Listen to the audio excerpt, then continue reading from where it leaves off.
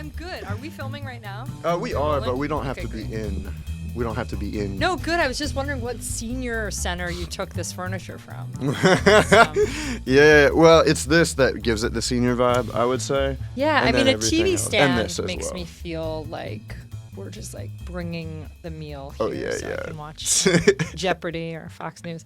But yeah, let's you want to kick it off? Should we? All right. Yeah, let's kick it off. I have 1 hour for you. Ladies and gents, welcome back to Articulate. Today we have one Betty Smithsonian. How's it going, Betty? Hey, it's going really good, Steve. Thank you for having me in your basement. Absolutely. Thanks for coming. And you know, it's quick. I'll try to. I'll keep it precise for you. I know, right? Concise. I'm in the land of doing all the time, you know? So sometimes I really, really don't like local comedy podcasts, but I realize really? this isn't that as much. It's not just about that. Yeah. Yeah, which is why I appreciate you coming Yeah. out. So you're in the land of doing, which to me, is that like comparing doing to being, where you're like chilling versus... I think stopping and saying, okay, I'll go to South Philly and sit and talk for an hour feels like I'll pause the doing of my life right now. Do you run on momentum? Probably. And just like sheer will. Yeah, sure. Well, that's my experience with you. So, Yeah. Because I mean, I've seen you at a few open mics when I was doing it. Yeah. And you would just pop in and immediately get on stage, like do an insane 5-minute to 10-minute set, and then then roll. jump, and run out. Yeah, I mean, yeah, I think if we're just going to talk about like Philly comedy open mic scene, I'm grateful that I ran a mic for a long time and got known a little bit so that I don't have to wait at an open mic to do a thing. So people just put me on. Plus they're like, she's old. Well, I'm going to get her in and out. She's got a baby. And I don't really go to mics that much anymore at this point. If I just have like a free night, yeah. I'll only go to a mic if like a friend is going. Well, I think even before that, though, so like it's more about how you Also, is this perceived. is this a podcast that just bits up? Or are we real? Do you want to really unpack shit? I would like to unpack. Okay, let's do it. baggage, So, Great. This So is a bits normal down? comedy. Yeah, Bits bits down. down for some bits. Oh God! I know it's a lot. We actually Ooh. As asking soon as you say it, I'm like, I know asking I a only have comic bits. to like open up is Yeah. it's I always think I'll hard. be able to get it. That's why I'm Yeah. here. You know what I mean? Sure. So I would say when you walked into an open mic, again, Yeah. less about the mic, but you definitely demand this. Not that you demand it, but I would say you have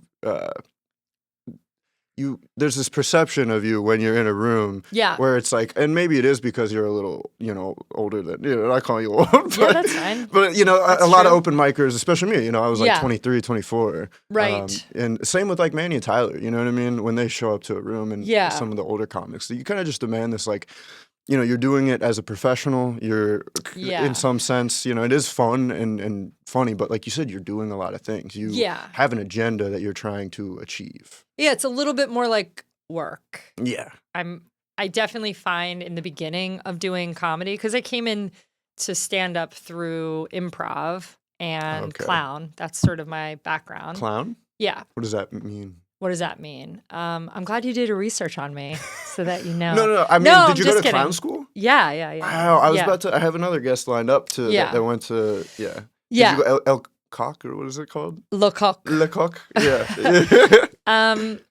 I have a lot of training in physical comedy. The word clown, I think, in some circles, doesn't really.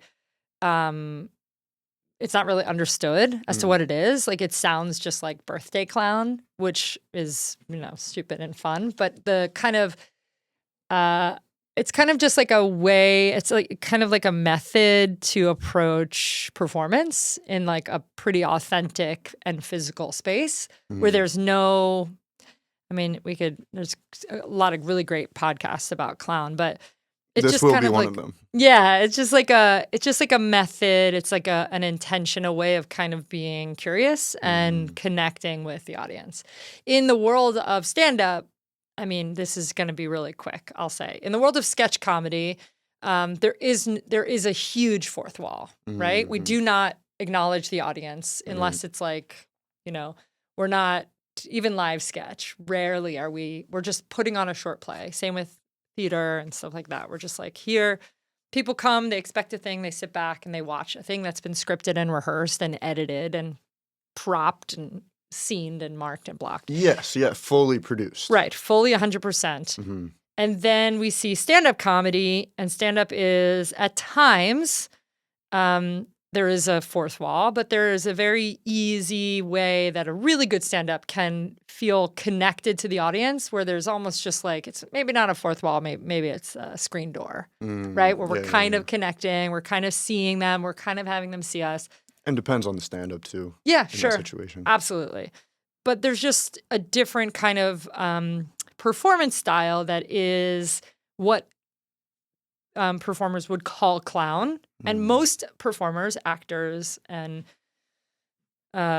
stand-ups and sketch have taken some classes or something in this world of really just kind of learning about your presence and technique physically on stage and how that translates into comedy with the audience. So it's about, I think, the sheer access, the like pure access of authenticity and really being vulnerable and letting the audience really see you. Yeah. And really seeing them. Yes. And that's a thing with stand-up that does not happen with sketch. Yeah. I think, there's too much fear. I would agree. Vulnerability is one of the, I mean, especially within acting, right? But even I have listened to stand-ups as they progress in their career too, saying how when they get better, they also have found that they get more vulnerable on stage and are allowing that door to open a little bit more. Yeah. But it's interesting because comedy, in a sense, is like a defense mechanism. Yeah. So it's like you're vulnerable and then you shut it down. And it's like, oh, was that a real vulnerability moment? You know what I mean? Or like, I think the thing with like the background of like, the world that I kind of was trained in and the thing I continue to seek is just really intense joy and sharing that joy. Like there's something about kind of versions of what some stand-up comics do where they really are up here with their big idea and they're so clever and they're just like, listen to all my clever brain words. Versus like, I really want to entertain you and make you laugh. Yeah. That was another uniqueness that I saw in you, at a stand-up at the open mics. A lot of people are going up there to show their dicks or whatever. You know what I mean? To like really show their opinions. And some of those are so funny because they're just like so small and wrinkly and you're like, how, is this a raisin or your dick? It works. It makes me laugh. I think it's a prune. Oh, those are your balls. Oh, your ball. Your one ball. I'm sorry about that. Yes, but you like to go up there to have that relationship with the audience. I want to make them laugh. Yes, I want to have fun. Yeah.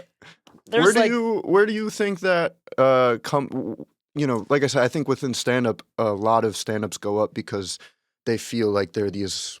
And this is why I did it too. Is a lot of it was insecurity and maybe not fitting in other places. And then people also like passingly telling you that you're kind of funny. You know what I mean? Yeah. And so it was like, okay. And also, I was a third child. I was like trying to get attention and break the tension with humor and stuff like that. Yeah. So I think for me, there's a couple good reasons in that sense to do stand up and like try to hone in on that as a natural ability that I had and maybe get better at it. But then I do think that I am a little too insecure, and stand-up is like feeds on that as well. You know what I mean? Yeah, absolutely. I think I come from a world of trauma and pain and addiction. I'm sober 25 years, almost 25 years. And I think initially I took a class, an improv class that was just like for some free time. Let me try this thing. I went to a show and said, it's so fun. Like, oh my God, these people look like they're having so much fun. Yeah. And it was at a time where I was not having fun in my life. Before sobriety or post sobriety? Well, I mean, this would be while I was sober. While you're sober? Yeah. Okay. Yeah, I was sober a while.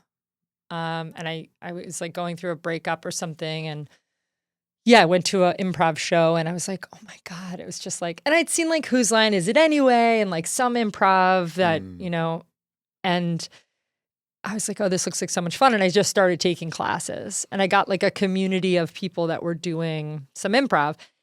but really quickly I was like, well, there's a limit here to how much fun can be had. There's rules and improv, there's right. sure, and there's a group that you have to be with, and some of Yeah. them are terrible, and Yeah. you know, and there's not as much access to getting up and performing because there's not like, you know, because no one wants to see that. It's a lot.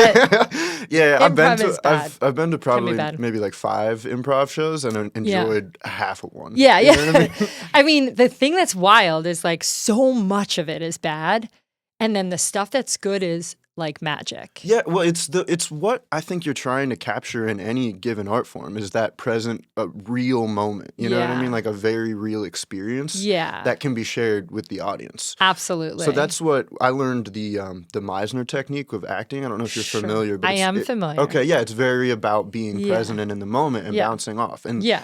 that's when it's the most real. You know what I mean? Right. So when you're on a film set and somebody improvises without telling anybody else, and you get a genuine laugh, Yeah. or a genuine reaction, Yeah. those are the real things. So Absolutely. that can happen in improv, It but can. when you're actively trying, It's just so hard. It's so hard. I'll say it's so hard in all of these forms when anyone is trying really hard to make you laugh, Yeah. the effort feels phony.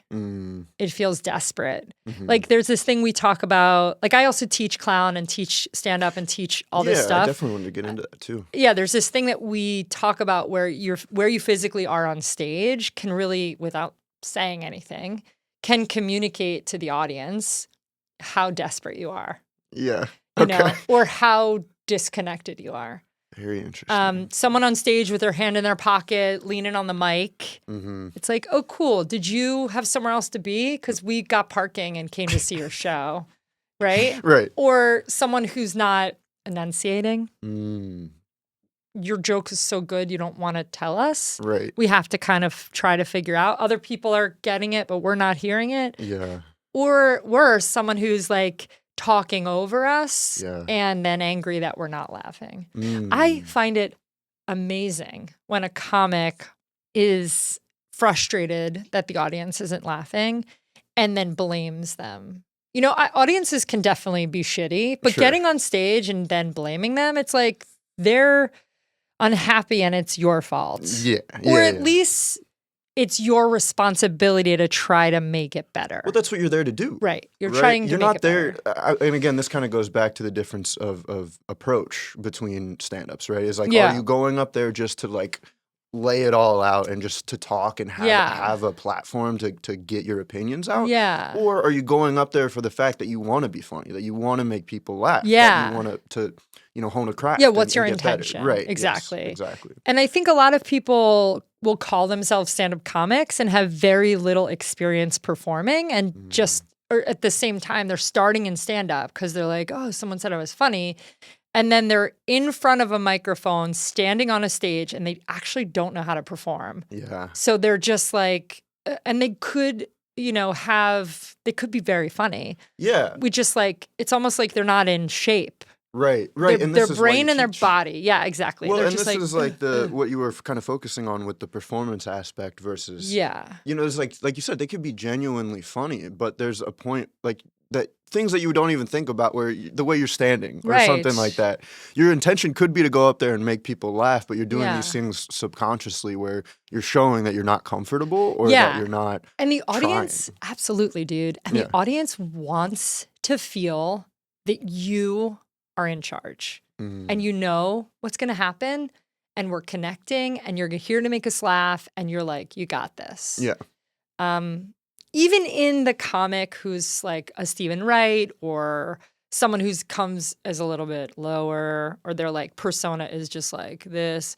Even then, the audience after the first laugh is like, oh, he knows what he's doing. Yeah. So Yeah, we need to have a little bit of that. Like, would you go to a hairdresser who's like holding the scissors and comb and like checking their phone and you're here for, could you show me a picture? You know what? I'm too busy. Like, I need to check and see my notes to see if my cuts.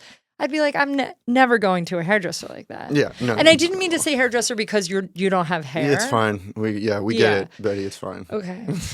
Because I was going to say like, oh, like a surgeon. And then I was like, you probably don't have healthcare, so you wouldn't know what that is either. Right. I'm doing a podcast in my basement in the middle of the day. Yeah. I don't have healthcare. Yeah, You're it's correct clear about you don't have benefits. Right. Got it. Which is why I don't have a hairdresser. Yeah. Because that's a health benefit thing, right? You need to go to the... You have to have need to some get a sort referral from your doctor to go okay. to a stylist. Yeah, that is okay, correct. I figured that. But you know, kind of coming back to honing the craft and the work that you do to teach it. Yeah. Like, how much of it is teachable in your opinion? Yeah, because that's a big thing. Yeah, I think I love teaching because my technique, like Manny Brown, who was on your podcast before, he's a black guy. Also bald. Yeah, he's also bald. Okay, I know the one. Yes, right. Okay, you do. Yeah. I didn't know you let black people on your podcast. That's so nice Not to hear. Not all the time. Okay. But for specific, Tyler balanced out. You know what I mean? Yeah. So he is like a white balance. It was a very white to really bring it. For video, that's important to have a white balance. Yeah, of course. So I think it can be teachable, the physical performance, because it's your physical body. And I don't think anybody is Manny teaches 101, and I'm not normally teaching writing. I'm not sitting down and necessarily giving you feedback on your joke.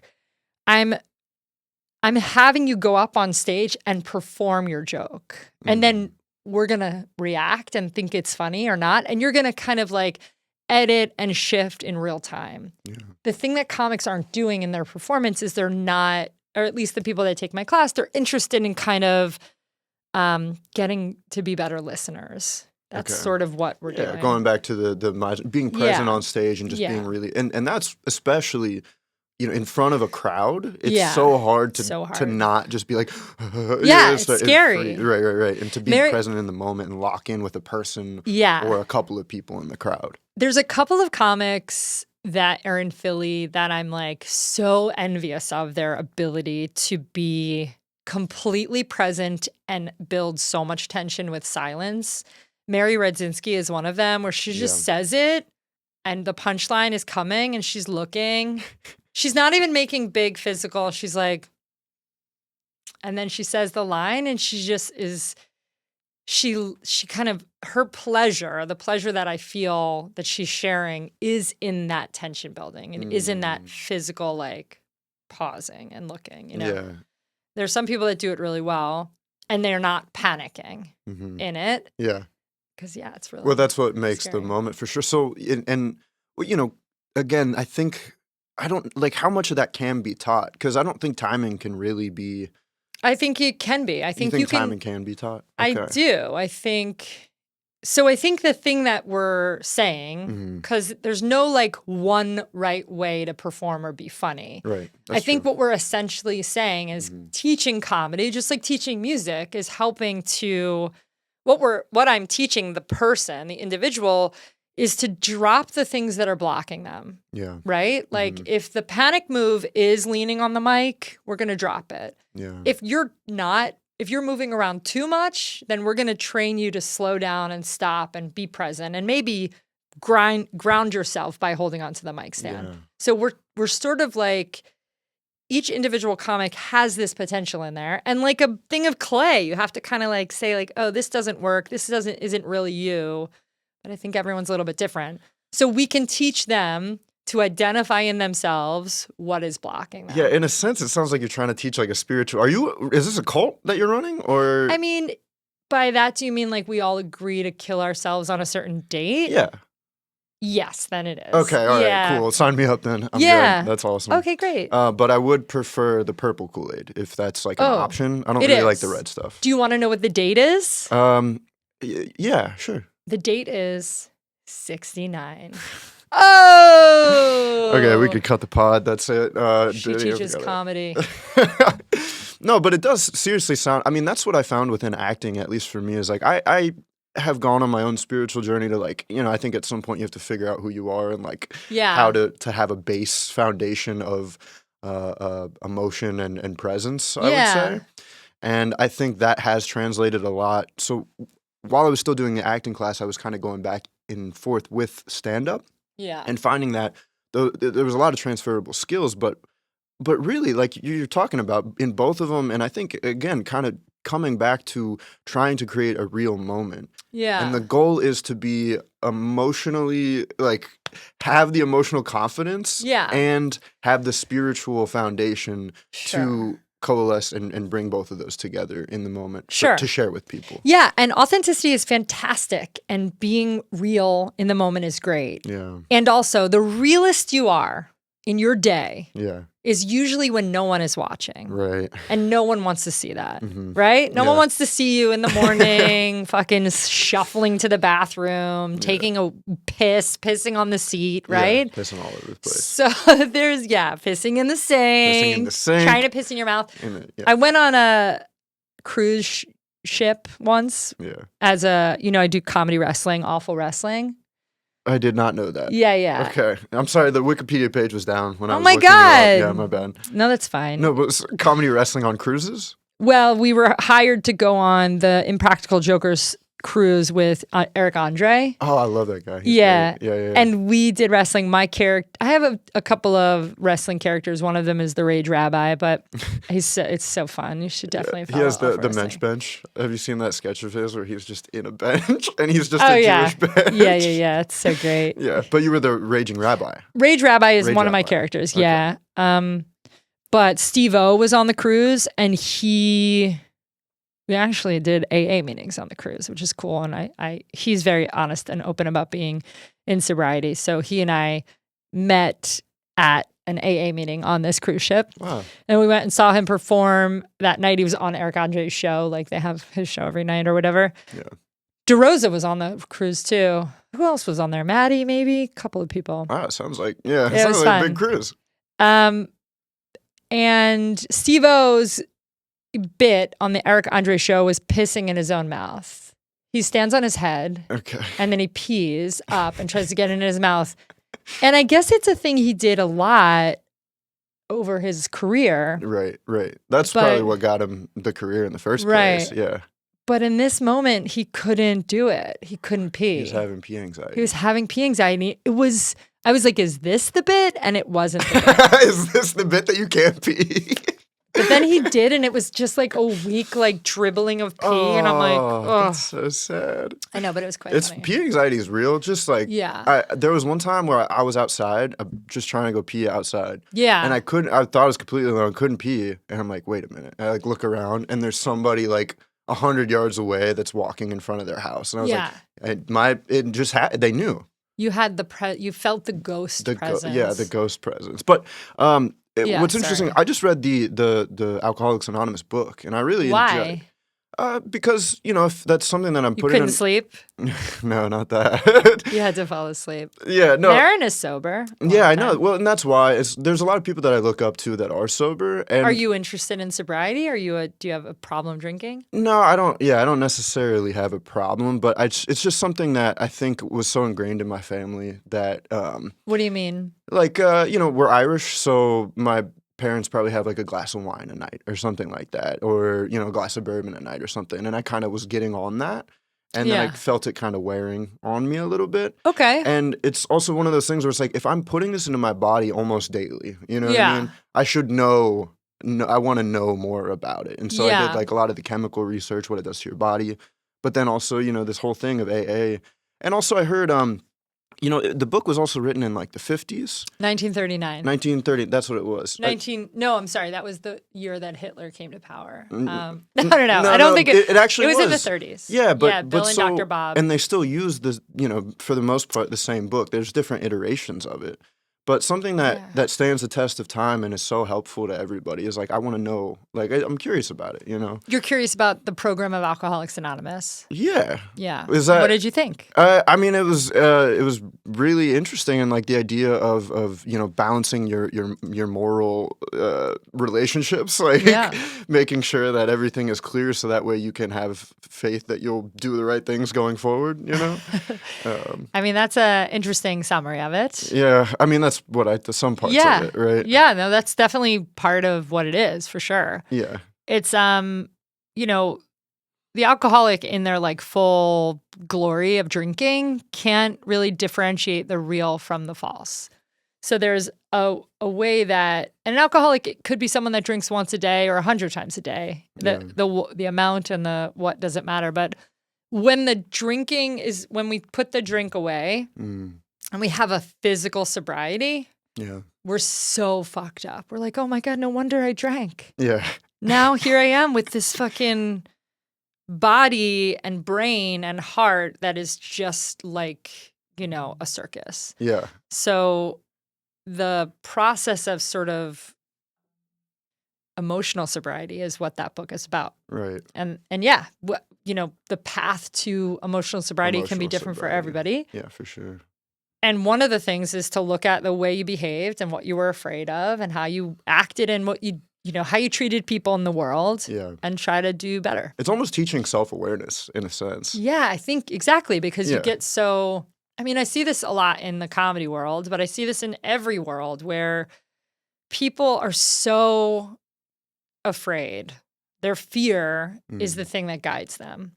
Yeah. They're walking with, the reason you walk down the street and you cross the street is fear. The reason you look someone in the eye or don't is because you're afraid. Right. So when we kind of try to examine like how fear can lead us, and we kind of take a look at it and be like, okay, I'm afraid of what people think of me. Yeah. And then we go to the next step, right? Well, if that's true, what are you afraid of? Well, I'm afraid they won't like me. Okay, and if they don't like you, then what? Then I won't have any friends. Following through on that insecure train of thought. Yeah, if you don't have any friends, then what? Then you're all alone. Okay, then if you're all alone, then what? You'll die all alone. Okay. Yeah. So the thing here that we're getting to is like, you're afraid you're going to die all alone. If that's true, what does that mean? Does that mean you're by yourself? There's no consequence to anything? Or is there something greater that could be a loving and caring universe that's also in the picture? Is that possible? Are there two truths that are possible at the same time? Yeah. And that's what I'm super into that stuff. I just read Island by Aldous Huxley, which is very much focused on the idea. And there's this, at the end of the book, he is like tripping balls and recognizing the beauty and the horrors of the world, the essential horrors. But that's what. So then, this island is getting taken over by military forces, he's still recognizing that the enlightenment and the love and it's still present along with the terrors, the essential horrors of the world. Mm-hmm. So kind of going where we're back to, it's like when you trace, your fear of death, right? Yeah. And the fear of dying alone. Yeah. That is a truth. Like, sure. Everybody thinks the world is ending. It's because it is for you. Yeah. You know what I mean? Yeah, it's a sinking ship. Right. It is. No one's getting out of here alive. The goal is to find that other truth and try to focus on that and have the awareness to focus on that. I guess one of the things I learned in sobriety is like, if it's true that the world is meaningless and everything is meaningless and we're just rolling in the universe going absolutely nowhere, and that's the thing to believe, and that's the thing you want to believe, you're going to have a very sad life, right? Yeah.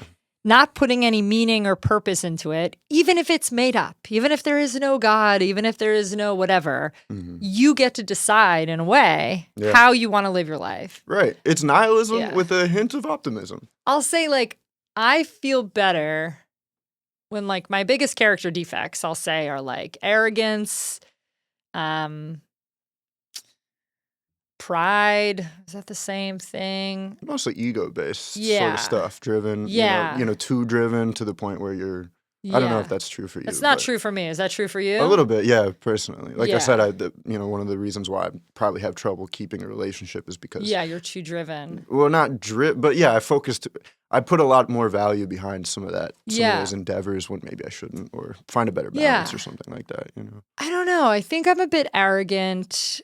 I can definitely be self-righteous, and that's a big piece for me. And I work hard to try to like stay humble and stay like right-sized. I think I can get And honestly, a thing that can really help is, seeing where I can like be of service to other people, how I can help show up. Big part of in the book. world. Yeah, Big part exactly. Of, is like once you, and, first to get to this step, you'd had to do, a look at yourself. Yeah, and an inventory. Really an inventory. Take Right. inventory of those flaws. Yeah. And then now that you have done that step, now the next step, well, one of the next steps is, trying to help others that have that same flaw and issue as you. Yeah, yeah. Yeah. So I mean, it's not like... Is that what has driven you to, also, driven you to comedy in the first place, but also driven you to teach? I don't think I'm driven by anything other than seeking joy. Okay. I'm not like career focused. I feel like I've made it in comedy. Yeah. Absolutely. And I don't ever have to go to LA. That's awesome. I don't ever have to have a Netflix special. I get to perform comedy. I am successful. Right. And that really makes... That's beautiful. I don't care about... I'm a different part of my life. I have a family. I have a job. I have a mortgage. I have things that are like... for me, the kind of success of my life is that I get to be alive and be on the planet. Right. And I'm so glad. I mean, recovery was a big part of kind of finding that joy and then wanting to share it. I think I'm different than some other performers in the space because of that mindset. Because I'm like, I get to do this. How exciting. I get to host for Emma Willman tonight. I get to perform at Next in Line Comedy Club. I get to show up and be silly, but I get to do that in the line at the grocery store too. Like, I get it to just be... brings the stakes so low. I mean, I don't need any... You don't need anything. I'm besides, not chasing... Yeah, there's no like ambitious thing I'm chasing other than I get to do this. That's and awesome. that means that I get to get better at doing this. Yeah. And that's really it. Like, I think that's a goal for everybody. Yeah. It should be, right? Yeah, I mean, but recovery taught me that. It's like you... eventually, a person with an addictive personality will, go down a path to destroy themselves. Yeah. So the alcoholic brain can't necessarily fix the alcoholic brain. Yeah. So the stuff that we talk about in the program, the things that we do, as I was going to say this about like the defects of character, they're decisions you make to do things in the world. So once you're aware of the shit that fucks you up, your defects, whatever, think of like 7 deadly sins or whatever. Yeah. And you're aware of how you've behaved in the world, how you've treated other people and how you've acted. And you're like, oh, I want to do things differently. That means with this awareness, I get to go out in the world and have an interaction with someone. And if in that moment, I want to make a decision to treat them like a piece of shit, I can. It's all decision-based, right? Oh, okay, I want to lie to you. I want to tell you the truth. I want to walk into the store and steal. I want to walk into the store and pay for the thing. Yeah. Everything is a decision. There's no, oh no, I'm stuck here being selfish. Selfish is a behavior. Yeah. And the same way that other-centeredness is a behavior. Yeah. And the inverse of like addiction, right? Addiction and whatever the thing is, whether it's alcohol, gambling, right. sex, whatever. Yeah, food. Right. It's self-seeking. It's self-centered fear. Mm-hmm. I am afraid, so I'm going to seek a thing to try to fix myself or heighten or forget or whatever. To live forever. Yeah. And then the inverse of that is other-centered action. So being in the world and trying to quiet the urge to constantly focus on self. Yeah. And try to focus on others. Man, how long did it take you to get there? This seems like you're at the peak mental health, like success, comedian success. You know what I mean? Like, it seems like you're right where you want to be. It's just kind of what you said. Yeah. Well, I went into my first rehab at 16. Oh, wow. I got sober at 22 after 9 rehabs. And then I've been in recovery for almost 25 years. Yeah. So a long time. Yeah. And then through that, even through sobriety, obviously, like sobriety isn't just the... You have to become sober. No, on day one, I was perfect. Yeah, you were perfect, right? No, I'm constantly fucking up. I mean, that's the other piece. And especially like being a mother, there's no like... Relapsing. I'm not relapsing, but emotional thank God. relapsing sometimes. Yeah. No, I mean, there's no like... If your mindset is there's a destination that I must get to, then we're never going to be... There's no gratifying that. as soon as you get there, there's the next thing, and then you're just always chasing. Yeah. So like being comfortable in your own skin takes a long time. Being comfortable with your own brain takes a long time. Yeah. And then being open to things changing, right? Oh, this is a thing I thought today. And then, tomorrow I might think something else, and like ease up on the grasp of how it should be. And this should be this way. And you were supposed to do this thing. Yeah. Yeah. And it's just it's a work in progress. Yeah. Like, do you go to the gym? Yeah. So on day one, were you in shape? No. Great. Yeah. No. Are you going to ever stop going to the gym and you'll be in shape forever? I'm not going to make that decision right now.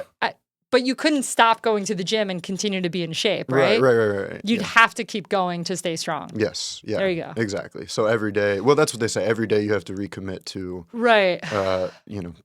Being other-centered, I guess. Yeah, I mean, or just like accept that you're a human, and when you fuck up, try to do better and accept and acknowledge. Yeah, I try think to that's give other people grace. That's a tough part for me, at least. I don't know if that's a tough part for a lot of people. Is like, because I do try to focus and stay in the moment. Yeah, and really like have acceptance of that. But then I think I get used to a moment, and I'm like, oh, this is it. Like it becomes that moment, and then it changes.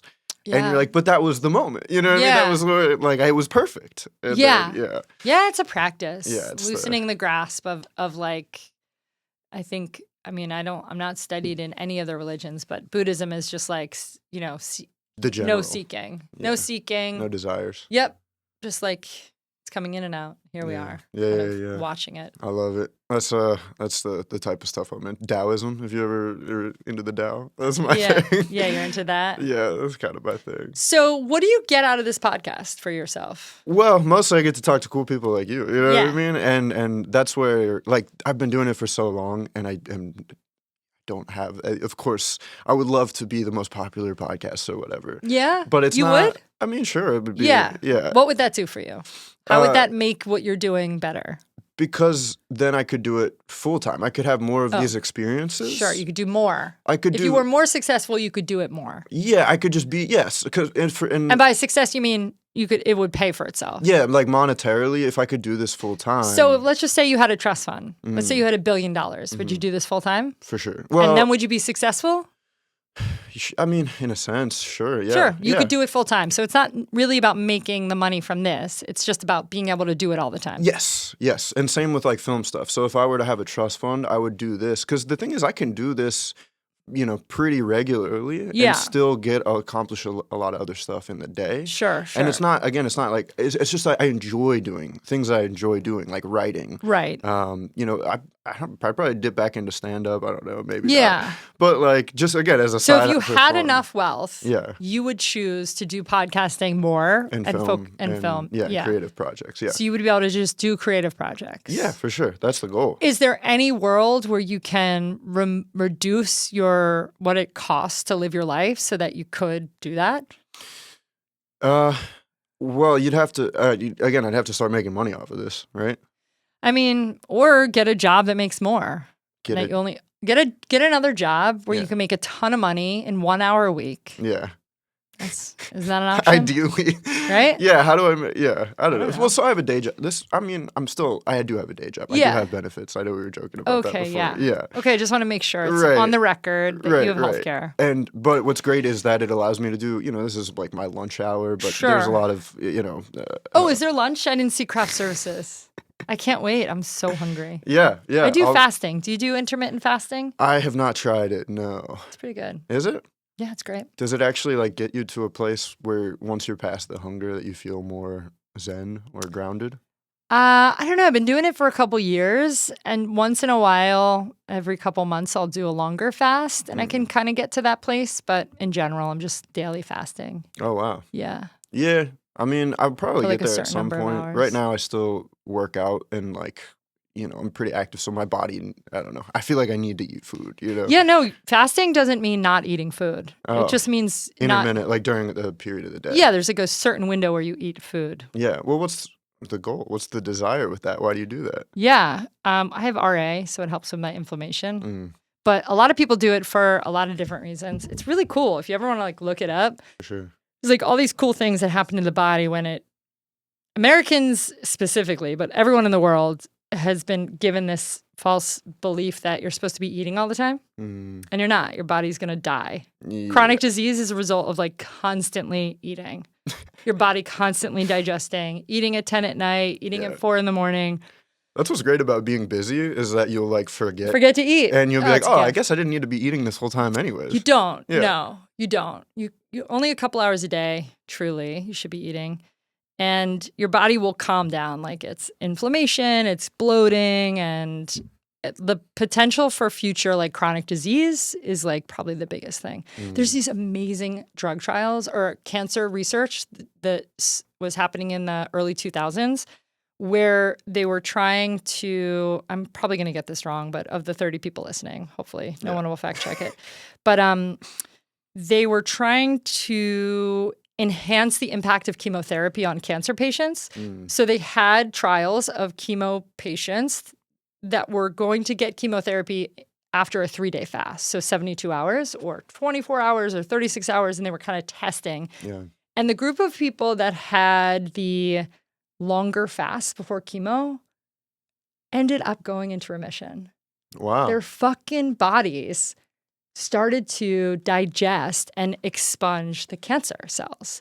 Because like when your body is fasted, eventually, we'll say after 20 hours or so, the kind of glycogen in your body, which is the sugar, right? The sugar and carbs that you eat all day, they give you like a spike of some energy. After about 20 hours, that's all gone.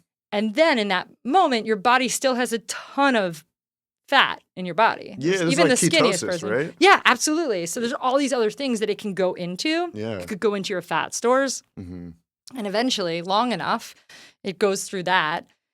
And the body is so fucking brilliant that anything in your body that's not working properly, where your body is like using energy to try to fix a thing, you know, like when you're sick, your body is sweating or throwing up because your body's trying to like fix itself. It's literally trying to self-regulate. So the cells in your body that are all twisted and fucked up and starting to get like cancerous, that's what cancer is essentially like the malfunctioning of a cell and the developing of getting bigger and so more fucked up cells. In that fasted state, after like 2 days or something, the body is going to literally eliminate the pieces that are broken. It's going to just literally shit it out and sweat it out because it doesn't have the energy to try to fix it. Right. So it goes backwards. It's like, okay, what is not working? What can we stop sending energy to? Yeah. And that's what happens. It's insane. Yeah, but I didn't realize the body, because the body is also stupid in a lot of ways, I think. How is a body stupid? Yeah, I don't know. Because we die. I don't know. That's kind of my biggest thing. Well... There's a lot of things that... I guess the body isn't able to stay alive forever. Right. Right? Well, and there are a lot of things like even the way that our like wrists are built, just like they're not built for like optimal turning and stuff like that. Yeah, I guess evolution has like created this physical body at this moment. Yeah. Based on those that have been able to live, I guess. Right. But yeah, I was going to say, I think the brain is the thing that's the problem. Right. Yeah. Mostly brains are dumb. Yeah. They're fucking dumb. They're like, oh, let's go do that thing. Oh, but we did that before and everyone got hurt. No. This time going to be different. We're going to try it. Yeah. It's going to be different. We're going to go left instead of right. Okay, but the whole place is on fire. No. It's going to be fine. Yeah, our brains are idiots. It's more so, and again, it's coming back to working against that, right? It's like, I think what we're always focused. I just watched the new Vsauce video. Anyways, it's like always how evolution is. We're pushing ourselves into this place that we are as a society because we've developed we're always on to the next thing. It's always what's next. It's not about what's optimal for survival. Or optimal for self-awareness or anything. Right. It's optimal for how do we get to the next thing. Right. Yeah. Yeah. And that's what, programs like AA or sometimes like religions and spirituality, stuff like that, or, really working and loving a craft are good for because it gets you out of that what's next moment. And how about what's right here? What can I put my brain and focus into right now? Yeah. Yeah. Sure. Which is why I love doing this podcast, because I don't think about anything else outside of this. Yeah. You're just focused. I'm just focused, and I love great. listening to people, learning about people, having good conversations with people. Yeah. And so what do you get out of, I know you said you love comedy. Did you write questions on that piece of paper? I did, briefly. Can I see it? It was just these two. It's okay. I said, is it teachable, which we already covered. Okay, great. And then, why do you do it, which is what I was just about to ask. Why do I do what? The comedy. Why do I do comedy? Yeah. I think like my process of pretending that, well, I guess starting comedy and finding out through improv that like this was really fun to like make people laugh in this kind of more formal way. It just like opens up my heart to this thing that I didn't know was gonna be the reason to be alive, is to share the joy that I feel and try to bring joy to other people. So that's why I do it. Yeah. No, okay. That's what it sounds like. That's what I was gleaming from, the process that you've gone through. It's all about joy. That's It's all about joy. And that's what I want. And pleasure. That's why we're on this planet. It's why we eat. Hedonism, bitch. It's why we sleep. Let's go. I'm here to fucking bring the joy, or and at drink least coffee. try. Yeah, true. Yeah. Yeah. Well, that's good. Cool. So sounds like you're in a good spot, so you don't have any desires. I like to... What? I don't know. Like, what? I just said my desire is to bring joy, and I the try. main thing. Okay, that's the looking forward. I always try to end on like a looking forward type of thing. Looking forward. I think just continuing to get better at being a good person, being a good mom, being a good wife, being a good friend. Yeah, it doesn't have to be anything crazy. Yeah, that's literally all it can be. I think those are the best things. Yeah. What do you want? What am I supposed to do? Get better at fucking doing a squat? I don't know. That's not my job. Right. Well, I mean, like for it. like like Manny and Tyler, like their goals within Next in Line is like, okay, they're here. The next goal would be maybe marketing for a bigger audience or something like that. Yeah. So you want my business goals? You want to know my specific comedy goals? I guess this hasn't really been about that, so maybe we don't need to get into that. I mean, I'm happy to share. I think the Next in Line, Manny and Tyler brought me in to just sort of help out in the beginning. Yeah. My background, my day job is in operations and consulting. So I'm like, okay. And I obviously produce a gazillion things on my own. And they were sort of getting bigger, or they were getting to the point where they're like, damn, we're running shows all the time and we don't want to do the production anymore. We want to just show up and do comedy. So, and at the time they were kind of employing or getting a bunch of comics to help them. Yeah. I was a doorman. Yeah. So I was brought in, and kind of just like from a day job business perspective, we looked at what was going on. And through their own big hearts, and they're phenomenal people, because this is how every comedy show starts, they had a bunch of comics that were working for them. And unfortunately, and they realized this pretty quickly, it can set up a weird thing where then as they're getting more popular and more, those people feel entitled to stage time. Right. And then worse, some of those people were promised stage time for pay. And I'm like, oh no, we're not doing this. If you want me here as to help, we're going to have everyone who walks in the door gets paid. And there's absolutely no unwritten contract about anything like, oh, I'll do this for this, and maybe later you can, no. Everything is laid out absolutely. in proper terms. 100%. Right. And that's just like how I operate in the world. That's my background. Is I started a tech company, I sold the tech company, I built it up, built another one. Like my day job is in that world. So just sort of from like an eagle eye looking at their production, I was like, okay, what do you guys want? And like, we want to grow and scale, and we don't want to do the production. So we're like, okay, we need to get this production down to a, standard operating system. Yes, yeah. Really, we need to standardize it. So we did. And then, honestly, like a couple months into helping them, I was like, oh, this is cool. And then a friend was like, oh, we have this spot. Do you guys want to like try your stuff out here? The studio's sick. And then, then Next in Line Comedy Club sort of got created about a year and a half ago. And it was at a time where Manny and Tyler were both like, okay, we want to do less. Yeah. And I'm like, okay, well then I'm going to do more. And then a couple months in, I'm like, I'm working so hard on this thing. Yeah. And they're paying me, but it wasn't like, it's sweat equity a lot. Right. And they brought me in as a partner, which is awesome. So I'm part owner now of the thing that is worth $10. But, it's still like, I'll say this, like I am so fucking proud of the last year and a half of working and making that space. And the operations of that club feel like the thing Manny and Tyler had always the wanted initial in the vision. beginning. Yeah. Nice. It really is like, I was saying this to my wife, like, I wouldn't call myself a traditional stand-up. Like you said, I'll come into the audience, I'll sit on their laps. I'm a clown and I love that. I'm fine with that world. The thing that Manny and Tyler shared with me in the beginning was something that really felt connected to my vision of everything. Like we want to create more space and stage for people of all kinds to get a chance at quality stage time. Right. And I'm like, yeah, let's fucking do it. Quality stage time is the key. And sure. the lineups are not all white dudes. And that's a very rare thing. That's a win. I know. Yeah. But it's not because they're trying to be diverse. It's because they're choosing the funniest people. Right. And that means higher it's quality look, experience for absolutely. Yeah. So anyway, sorry, quick next in line closer here. Yeah. The energy that has been brought to that space and like the work of everyone, not just me, Manny, and Tyler, but all of our staff that are fucking not stand-up comics. Yeah.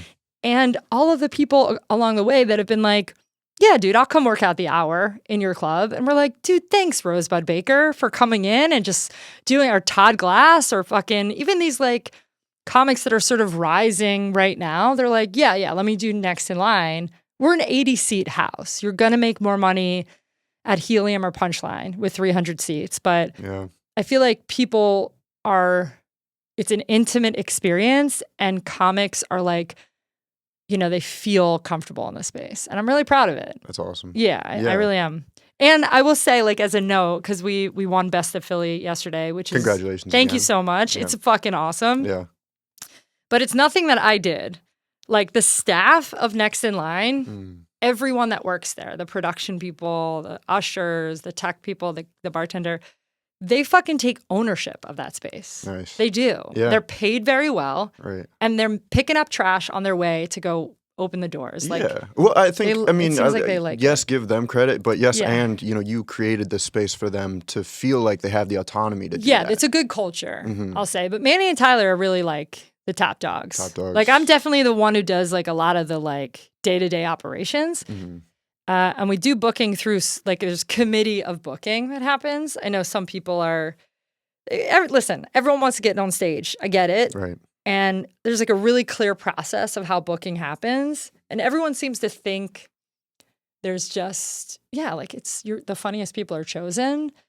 But it is done by committee. There is no one person that's, like, booking Funny is the lineup. subjective.